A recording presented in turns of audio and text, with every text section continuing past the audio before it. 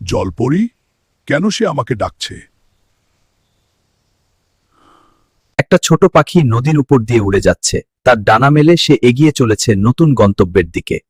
হঠাৎ নদীর জল কাঁপতে শুরু করলো, আর সেখান থেকে ভেসে উঠল এক রহস্যময় জলপরি। এই পাখি, একটু দাঁড়াও তো, তুমি কোথায় যাচ্ছ? আমি নদীর ওই পারে যাচ্ছি, সেখানে আমার একটা কাজ আছে। ওই পারে গেলে একজন মানুষের সাথে দেখা হবে, তার নাম হাল্ক। তাকে বলবে জলপরি তার সাথে দেখা করতে চায়। পাখি একটু অবাক হলো। হাল্ক, সেই শক্তিশালী মানুষটার কাছে যে তাকে বার্তা পৌঁছে, আমি পৌঁছে দেব। নদীর ওপারে থাকে শক্তিশালী হাল্ক। সবাই তাকে ভয় পায়, কিন্তু তার মনটা নরম।